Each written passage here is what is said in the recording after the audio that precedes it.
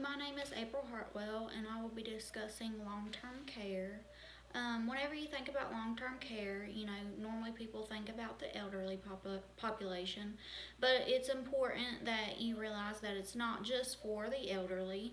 You have children who are born with disabilities, like Down syndrome. They are in need of those long-term care services, whether it be from a family member or a facility. You just don't think that that is long-term care services. I actually have a good friend of mine.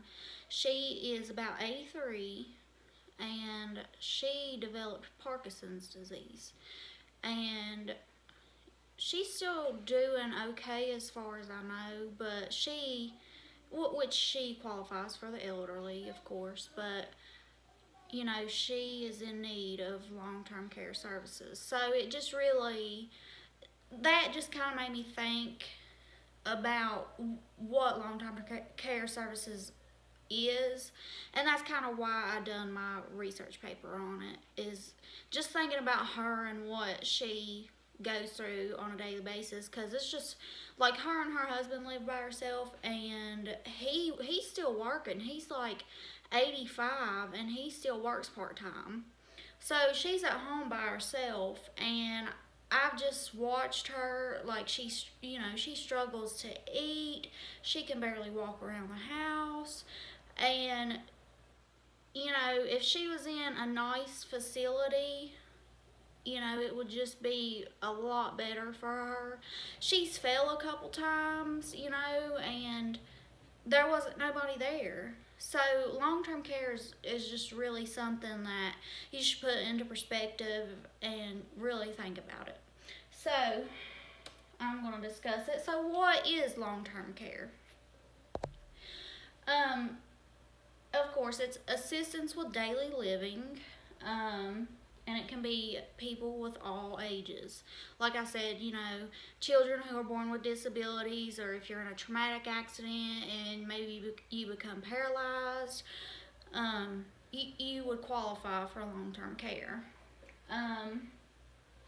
12 million Americans need long-term care services. About half of them are ages 65 and older, and the other half are people with disabilities who are younger than the age of 65. And that was in one of the sources that I found online. Alright, so who needs long-term care is the main thing, and that would be someone who isn't able to complete daily tasks, such as bathing, eating, dressing, doing household chores, just daily basic living that you don't think about that you would need help with. I used an example, like I was telling you, my friend, maybe they developed Parkinson's disease, and that's not just for elderly. You can develop Parkinson's disease, in your 30s, 40s, it don't matter what age. And another example was traumatic accident. Accidents happen. You just never think. You never know. Or maybe someone developed a mental illness that would qualify them for long-term care services. And the last example is, children who are born with disabilities that need long-term care. So Sandra Timmerman states in her article titled "Long-Term Care Services, What About Assisted Living?" that the first thing that needs to be done is to make an honest appraisal of the physical, financial, and emotional condition of the person considering the move, and the proximity and involvement of the family. And the main thing, if you're the loved one of that individual, be observant of them, or watch, how are they getting around the house, how are they brushing their hair, or how, can they fix them something to eat, no problem.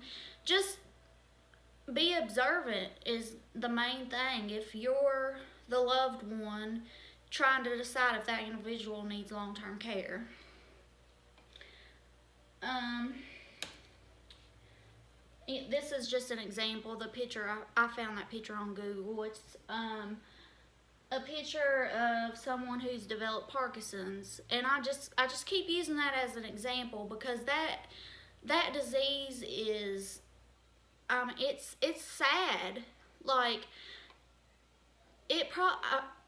whenever I went to visit my friend, who I told you she's like 83, I took my son with me, and she gave him a cookie, and she ate one as well. For a simple little cookie, little cookie. I bet you, I'm not joking. It probably took her 10 minutes to eat that cookie, and it's just heartbreaking.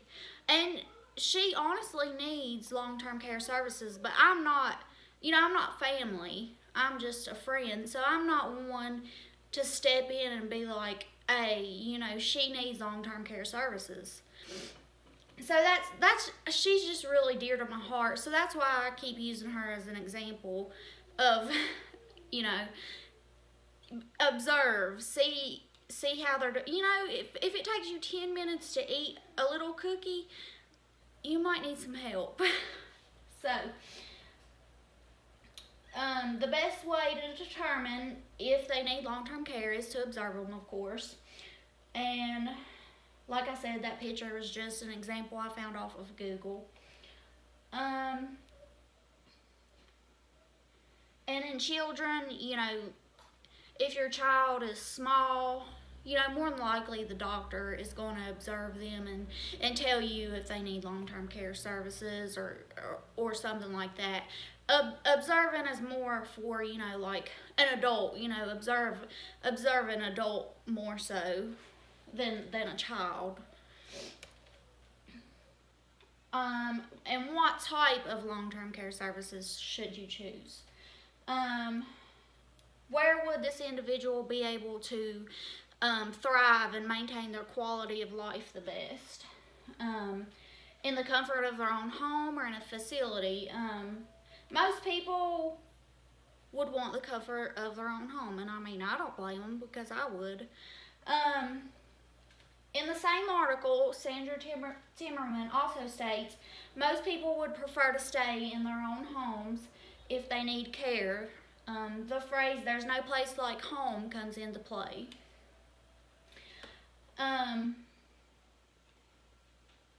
If people aren't able to be in their own home for long-term care, then the assisted living facility would come into play. So, when you're deciding about an assisted living facility, Sandra Timmerman also states they provide opportunities for social interactions for the people needing care. And I've used I'm referring to her article a lot because she really wrote a good article about long-term care. Of course, I used other sources, but in my PowerPoint, I mainly talk about her because she made really good points in her article. These facilities, assisted living facilities, provide around-the-clock care. When deciding on a facility, go with your gut instinct. Look around. Does the people look happy? What's the food look like? Maybe taste some food. Does it taste good? Go with your gut feeling because that's going to tell you, is that a good facility? Would you want your loved one, living there? So, how is long-term care paid for is the big question. It's been stated that Americans remain at risk for potentially devastating costs for long-term care services and supports that are not covered by Medicare or private health insurance. Family caregivers struggle to provide the vast majority of care. Medicaid remains the payer of last resort. Private long-term care insurance will only cover the needs of a few. services are only covered by Medicaid as a last resort, and it's only short term. You know, Medicaid don't want to cover it. So it's really like you've tried all options, and Medicaid is your last resort, and they're not going to pay long term, just short term. So, so how are they affording to pay for long-term care services? The best advice that I could find with doing research is, you know, to plan ahead. Maybe try and look into long-term care insurance ahead of time before you would need it. You know, it would kind of be referred to as like taking out life insurance. You know, once you get in like maybe your 40s or 50s, a lot of people take out life insurance. So long-term care health insurance might be another thing to look into. Also, you know, open up a savings account or use money acquired from over the years to hopefully pay for long-term care services. I mean, that's just mainly what I found in my research. Is there's not many options out there unless you take out some kind of insurance to specifically pay for long-term care insurance.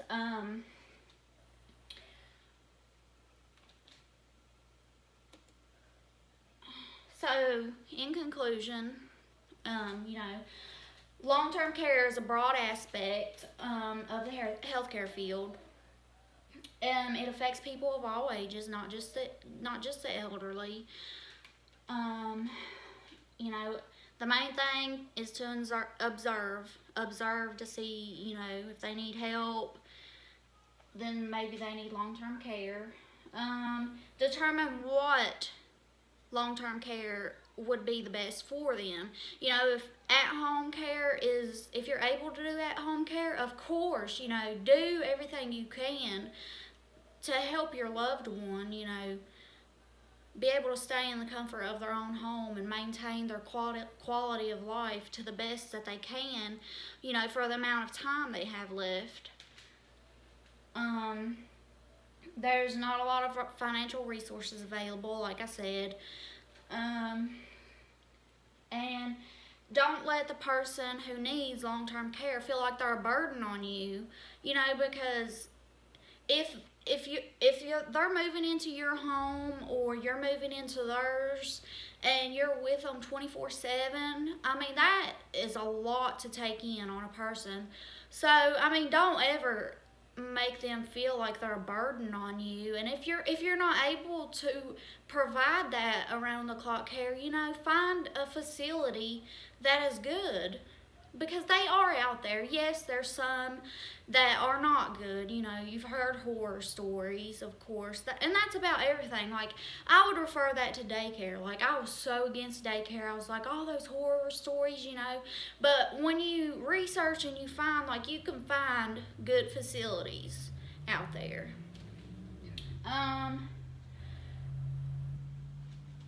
the overall goal is to be able to let that individual maintain their quality of life to the best that they can. You know, if they're needing help bathing and, you know, help with daily tasks, you know, you want them to still have dignity. You know, they're going to feel helpless. So, you know, let them do what they can and help you help them. You let them tell you how to help, if that makes sense. So that concludes my presentation about long-term care, and there really needs to be, you know, some things with that need to be like I would say, like, with the healthcare field, that there needs to be, you know, more payment options, like health insurance. Like, that is a broad topic, of course, but I just feel like there's something else that could help pay for these long-term care services. Like, I'm sure, like, there's been research and improvements over the years, but I just feel like that they can do better. So hopefully within the next decade that there will be better options for people who need long-term care services. And thank you. That concludes my presentation. And that's the end.